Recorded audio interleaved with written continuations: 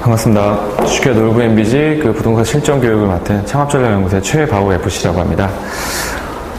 오늘은 이제 창업을 하시면서 또 가장 큰 부분을 차지하고 있는 점포를 계약을 하시는 프로세스, 과정에 대해서 이제 설명을 드릴 건데요. 아마 점포는 좀 여러 가지의 이제 경우의 수들이 있을 수가 있습니다.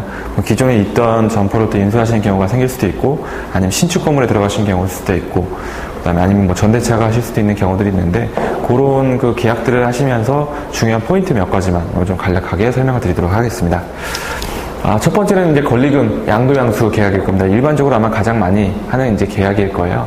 현재 임차인이 그 점포에 대한 권리나 어떤 계약 기간이 남아있기 때문에 저희가 거기에 대한 점포를 얻으려면 그 이상의 프리미엄을 주고 들어가는 기업이라고 보시면 될 것 같아요. 근데 권리금이란 거에서 굉장히 부정적으로 생각하시는 분들도 덜어 있으신 부분들이 있습니다.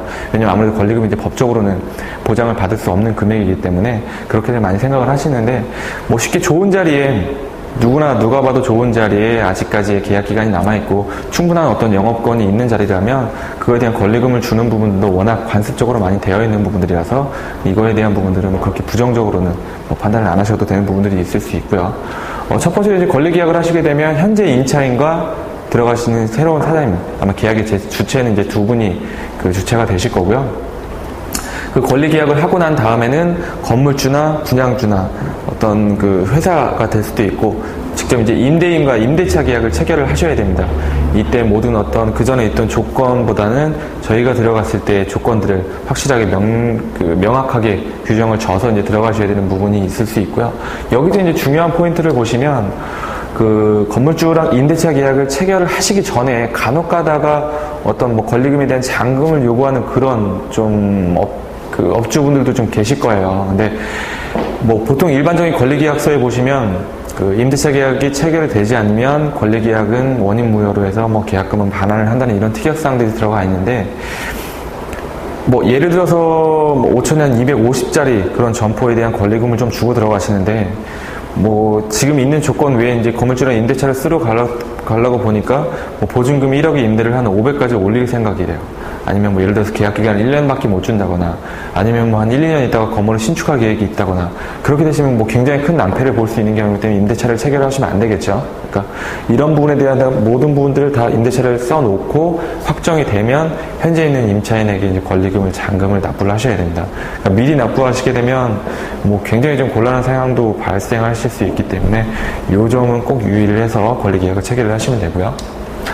두 번째로는 저희가 권리계약 말고 보통 이제 신축 건물이라든가 아니면 택지개발지구에 들어가는 그런 건물이라든가 이런 부분에 대한 이제 새로 들어가는 건물 계약을 체결하는 경우도 있을 겁니다.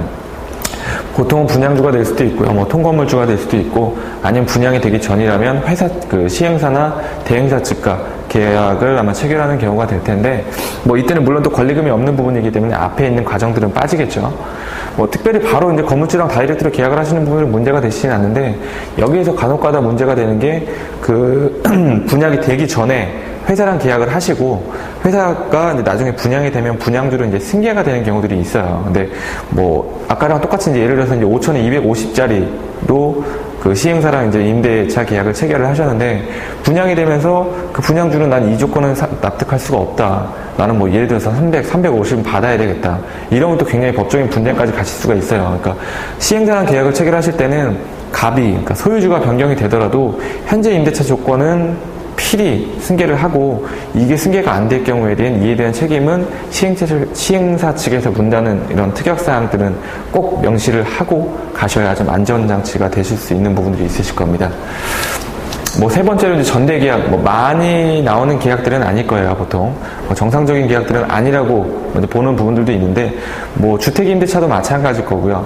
이런 상가임대차도 마찬가지고, 법적으로 전대계약이 인정이 안 되는 건 아닙니다. 하지만 이거를 인정받기 위해서, 계약서에 이제 명시되어야 되는 부분들만 체크를 하시면, 이것도 마찬가지로 현재 임차인과의 계약을 체결을 하십니다. 물론 현재 임차인과 임대차 계약을 체결하실 수도 있고, 아니면 권리 양수도로 해서 이거에 대한 계약이 체결되실 수도 있는데, 여기서 중요한 건 반드시 건물주가 이 전대에 대한 계약을 동의를 한다는 확인서가 필히 들어가야 되고요. 이 부분이 안 들어가시게 된다 그러면 현재 임대인하고 전대를 주려고 하는 전대인하고 계약 기간이 만료가 된다 그러면 전차인으로 들어가시는 분은 그 만료 기간 시점부터는 어떠한 법적 보장도 받을 수 없고요. 그러니까 전차로 들어갔다는 노출될 수 있는 그런 부분들이 전혀 없기 때문에 하다못해 권리금을 주셨던 부분이나 이런 보증금에 대한 부분도 뜯길 수도 있는 부분도 있고요. 워낙 여러 가지 그 위험 요소가 많기 때문에 반드시 전대로 들어갈 때는 건물주 확인서를 꼭 넣어주셔야 되는 부분들이 있습니다. 그러니까 요한 3가지 정도만 유의를 해서 계약을 체결을 하신다고 해도 아마 크게 손해보시는 부분들은 없을 거라고 판단이 들고요. 위에 좀 케이스 바이 케이스로 좀 어떤 다른 특수한 상황이 있어서 궁금하신 부분이 있으시면 저희 홈페이지나 저희 메일로, 제 개인 메일로 보내주시면 제가 좀 그거에 대한 부분들은 따로 또 답변을 해드리도록 하겠습니다. 오늘은 여기까지 점포 계약에 대한 프로세스에 대해서 간략히 좀 설명을 드렸고요. 다음번에 더 좋은 정보로 또 이 자리에 설 수 있도록 하겠습니다. 네, 감사합니다.